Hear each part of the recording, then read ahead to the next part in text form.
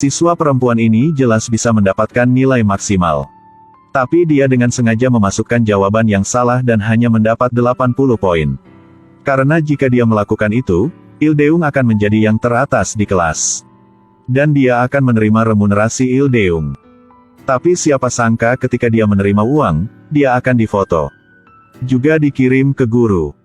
Teman mendiskusikan hubungan mereka. Seseorang mengatakan Ildeung diancam. Ada yang bilang sedang jatuh cinta. Dengan cepat Ahyi dipanggil oleh guru untuk berbicara. Ahyi tidak ingin dikeluarkan dari sekolah jadi dia hanya bisa mengatakan yang sebenarnya. Tapi tak disangka keesokan harinya disalut bendera. Sekolah memberi Ildeung sertifikat prestasi untuk pekerjaan yang baik. Ildeung tidak mengerti apa-apa. Tidak benar-benar tahu apa yang telah lakukan. Ahyi juga memiliki firasat buruk. Sekolah memuji Ildeung karena tidak hanya belajar dengan baik tetapi juga jujur. Jangkau untuk membantu teman-teman yang miskin. Ternyata Ahyi selalu membenci tunjangan dari Ildeung. Bukannya dia selingkuh. Ini setara dengan Ahyi melabeli siswa miskin. Meskipun Ahyi juga sangat sulit dimengerti. Tapi dia juga tidak ingin seluruh sekolah tahu. Dia harus meminta subsidi kepada teman-temannya untuk pergi ke sekolah. Terlebih lagi, dia mengorbankan poinnya untuk hadiahnya. Atau mengambil uang Ildeung secara gratis.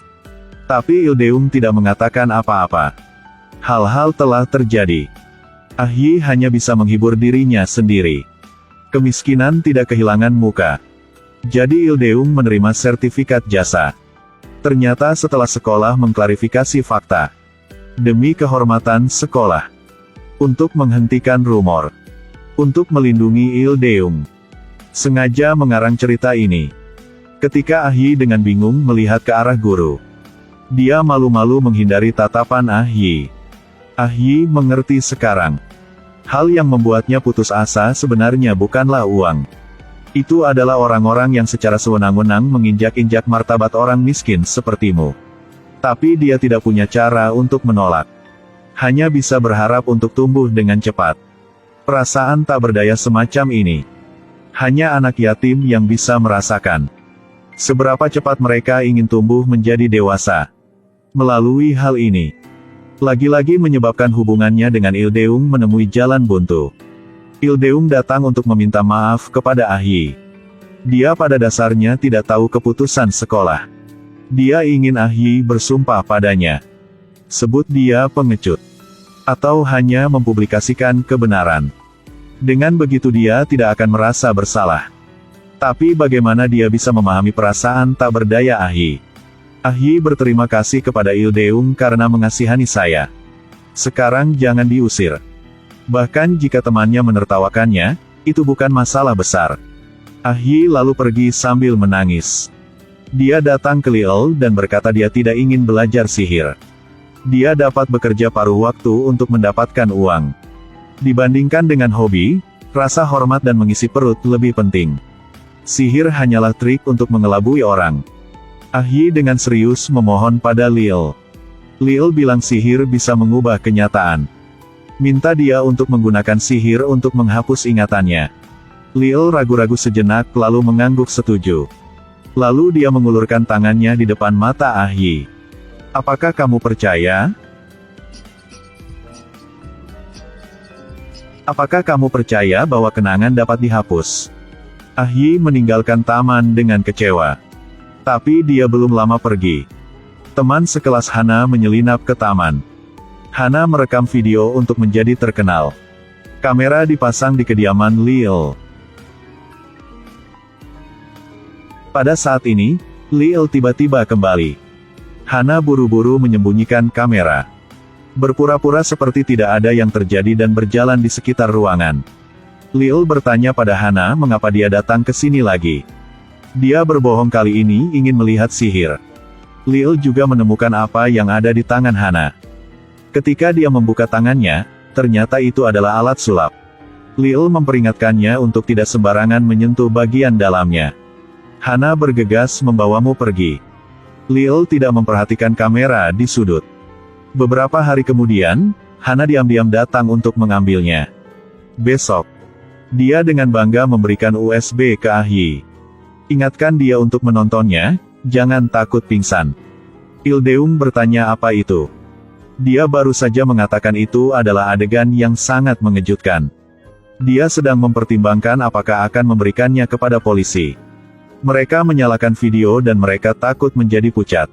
Dalam video tersebut Lil berkelahi dengan orang bertopeng. Tangan Lil mengencang di leher orang itu. Wajahnya sangat galak. Masih memegang pisau ke leher lawan. Katakan padanya bahwa kamu adalah pesulap sejati. Saya penyihir. Lalu potong pisaunya. Keduanya menyelinap ke ruang dokumen sekolah. Buka tirai. Colokkan USB. Nyalakan videonya. Mereka dengan cemas menonton konten di dalamnya. Setelah beberapa saat, mata Ildeung melebar. Ah Yi juga sangat tegang. Adegan ini adalah pertama kalinya Ah Yi melihat. Ildeung tiba-tiba melihat ke arah Ah Yi. Ah Yi juga melihat ke arah Ildeung sekarang. Dengan mata penuh keraguan. Keduanya tidak tahu harus berbuat apa.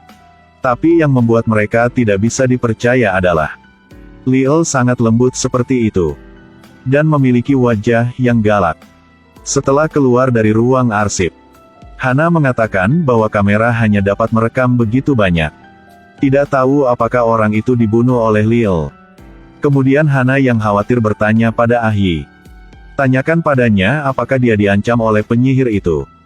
Itu sebabnya aku harus sering pergi ke taman untuk bertemu dengannya. Sebenarnya, Ah Yi segera melihat sifat asli Hana.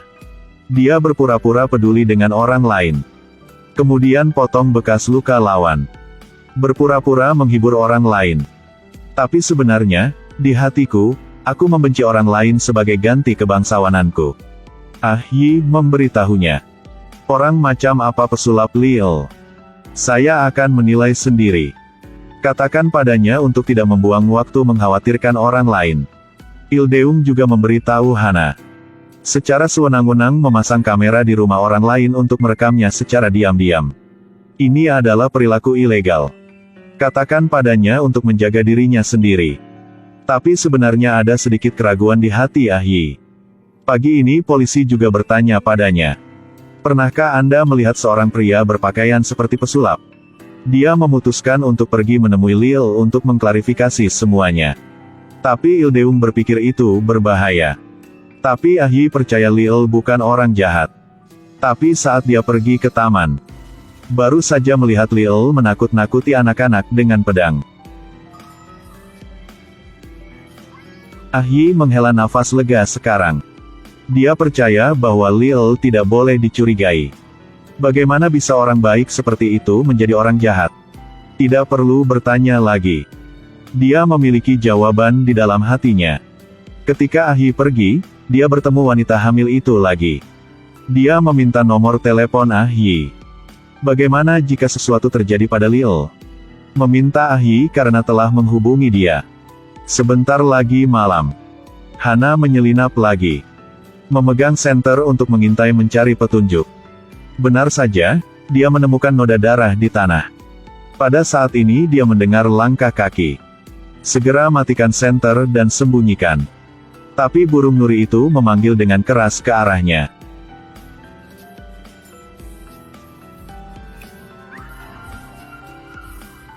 Lil bertanya mengapa dia sangat tidak teratur. Hana berbohong bahwa dia sangat menyukai sihir. Mencari Lil untuk belajar sulap. Lil bilang sudah terlambat, ini tidak nyaman. Katakan padanya untuk kembali dulu. Tapi sekarang melihat kamera terpasang di Hana. Lil bertanya mengapa dia datang ke sini. Hana merasa bahwa dia tidak bisa menyembunyikannya lagi, jadi dia mengatakannya secara langsung. Dia tidak suka sihir sama sekali. Dia datang ke sini untuk menemukan bukti. Hana tidak tahu takut mati dan mengeluarkan video yang dicuri dan menunjukkannya kepada Lil. Ekspresi Lil berangsur-angsur berubah. Hana terus bertanya. Apakah orang itu yang kamu bunuh? Lil bilang dia tidak mau menjawab. Itu juga tidak perlu menjawab pertanyaannya. Bahkan tidak bersalah atau bersalah sebagai hasilnya. Itu tidak ada hubungannya denganmu. Tapi Hana masih dengan panik menanyai Lil. Katakanlah dia seorang penipu yang menyamar sebagai pesulap. Atau orang gila yang merasa benar sendiri. Lil tidak ingin main-main dengannya. Katakan padanya untuk pergi dari sini. Tapi Hana tetap tidak mau berhenti. Katakanlah kameranya kembali. Dia akan memposting videonya secara online. Ini akhirnya membuat marah Lil. Berikan padaku. Berikan padaku. Apa yang akan kamu lakukan? Apa yang kamu lakukan? Selama perselisihan tentang sangkar burung, Hana menjatuhkannya. Anak itu jatuh ke tanah dan terluka parah. Lil sangat marah sehingga dia tidak bisa mengendalikan emosinya sama sekali. Dua tangan melingkari leher Hana. Apalagi yang dia inginkan? Apa yang kamu mau dari saya? Lepaskan tanganmu. Apa yang Anda ingin saya lakukan untuk Anda?